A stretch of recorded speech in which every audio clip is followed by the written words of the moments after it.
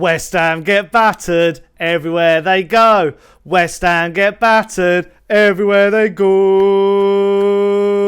Everywhere they go. Oh, I am happy to beat those West Hammers spammers from the other side of London. What a monumentous day. What a start to the weekend. Tottenham 4, West Ham 1. And what a jubilant mood we can all be in for the rest of the week. It was just, we got our Spurs back. We were back to our very best, especially in that second half. And as you can probably tell by my singing, and I know I got criticised actually for singing recently in the comment section, but I thought that was quite a good rendition of West Ham Get Battered. But before I go any further, if you guys are new to the channel, get down below, leave me your comments. What did you make of that game? Are you as happy as I am? Or was there some moments where you thought, oh, I'm not so sure about that? But also, like the video if you are new around here. Subscribe, hit the notification bell, let you know when I'm live in moments such as this after massive wins in the Premier League. But yeah, very good and strong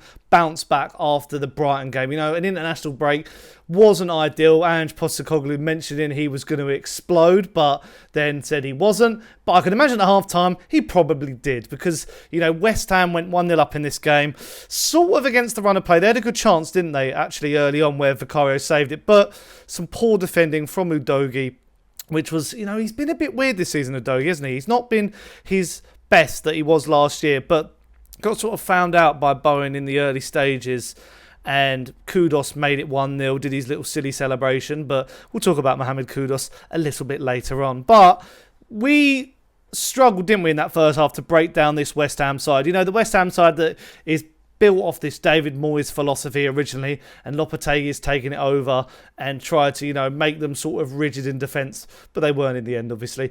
But, you know, we had moments to try and break them down in the first half, but we just really couldn't sort of get that momentum in the game. And if you look at the stats in the game overall, we had 22 shots, 7 on target, and 58% possession. That's quite low for our possession, actually.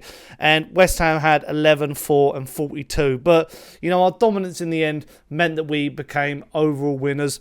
We got back into the game, obviously, with who I would say was the man of the match, Dejan Kulusevski. And, you know, he had a shot, and I thought it was going to trickle out. You know how it does. Hits both posts and bloody keeps out. But it went in, and we needed that bit of luck to get back into the game because, you know, if West Ham had got another, I could imagine the fan base turning, the stadium turning. We really needed a result and the sort of impacts and reaction from the players and the manager to show that we are pulling in the right direction. I did a video recently saying how I'm still fully Ange and believe, you know, with the games we've seen so far, we can head in the right direction. And this was a perfect example of how Ange ball can actually work and how, you know, you can actually annihilate a team. We sort of did the opposite. You know, we in the Manchester United game, we came back, didn't we, and got into the game soon after the half-time.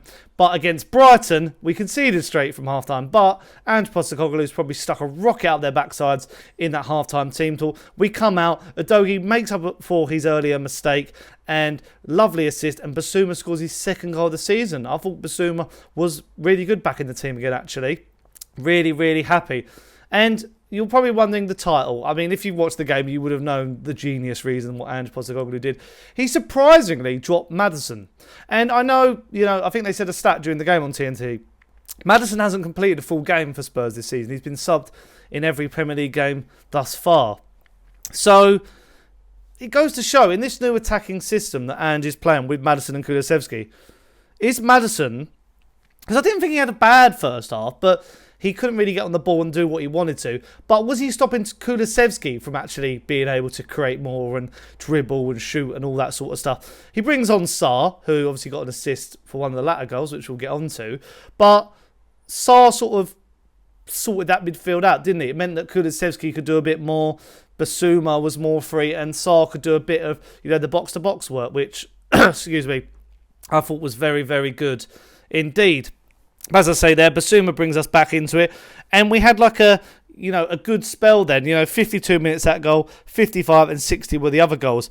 The other goal, really good from Kulusevski yet again. He sort of, you know, has an interchange with Son. Son has a shot that doesn't have much power on it, but there's a mix-up between Areola and Jean-Clair Todibo during the game. They said it was Todibo's own goal, but looks like the Premier League are saying it's Areola's own goal. So that was obviously really good. And then the nail in the coffin, because, with Ange Ball, we have to score more goals to really, shore up this game. Son, really good, rolling back the years, good dribbling, played in by Sarr, and slots it past Areola. Some questionable goalkeeping by Areola, actually, for some of these chances, but was a really, really good display. Thought that our passages of play looked much better. Passing, some of our defensive actions looked better apart from the goal, obviously.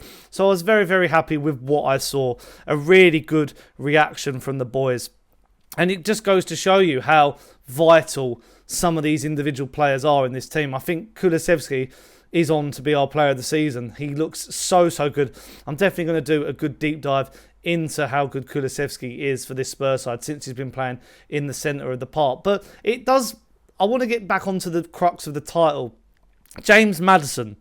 What do we do with James Maddison? You have to let me know in the comments down below. Do we drop him? Do we drop him now and just play a more, flat, free? Can Maddison actually play the 8? Is Kulusevski just clear of Maddison to play the 8? There's a lot of questions to really answer in this capacity. But, yeah, I think Kulusevski...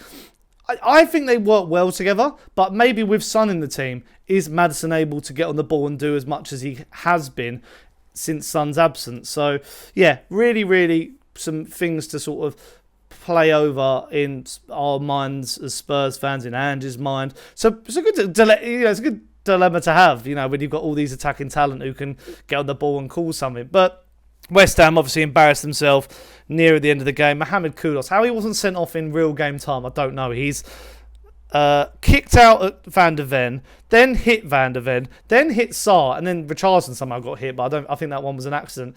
Does get sent off, but just shows how poor West Ham have been this season. I've got a lot of West Ham mates. I'm originally from Essex, and they're just lashing out saying how bad Solanke is, how bad was Brennan Johnson. It's like, just look at yourselves, just worry about yourselves. Brennan Johnson was quiet, he stopped his scoring run, but it is what it is. The other players have turned up and helped him. I thought Solanke obviously was quiet, but I think, he's finding his groove in this team. I'm not too worried about that. He wasn't getting too much service either. So, yeah, a really good result. We now move on to, we got another international break, actually, in November. So, hopefully, we can go on a nice little run now. We've got AZ Alkmaar in the Europa League, Palace, City in the Cup, Villa, Galatasaray and Ipswich Town up until the 10th of November. So, some good fixtures there for us to go on a little bit of a run. Obviously, the Carabao Cup tie won't be easy, but I think this is like a really good springboard for Spurs to go and find some form now, to go and attack the season. Ange Postecoglou, proving his critics wrong, has said in the week, didn't he? He did a couple of interviews being like, I'm going to continue the way I'm playing. This is what we do. And this was another example of it. And I know people say about the poor teams and all that, and we're not doing it against big teams and whatnot. But what do we want? Like that, this is like proper proof in the pudding, I believe. It was a slower start, but we grew into the game and we really outclassed West Ham. It was a bit different to last week where we just went all guns blazing and then capitulated as the game went on. So I am pretty happy with what I saw today. As I say, Dejan Kulusevski, man of the match. Probably going to do a nice little deep dive video on him because he's been so good. Maybe do a little video on Maddison as well. Maybe combine the two. I'll see. You have to let me know. What do you want me to talk about on Sunday Talk Spurs? I'm always willing to listen to you guys and what you want me to talk about. But yeah, that's it for today. I'm going to go and have a lovely weekend now and go and actually enjoy some of the other games. It's good when we play the 12:30 because we sometimes a bit cursed with the 12:30, but a good 12:30 at home. The fans are going to be in jubilant voice and mood. I'm going to go and enjoy my weekend now. But yeah, as I said, let me know in the comments down below, what did you make of it? Leave a like on the video, subscribe if you're new, and hit the notification bell. It lets you know when I've gone live. And until next time, some point this week I'll have a few good videos out. But until then, I'll see you guys pretty soon. Ciao. Come on, you Spurs.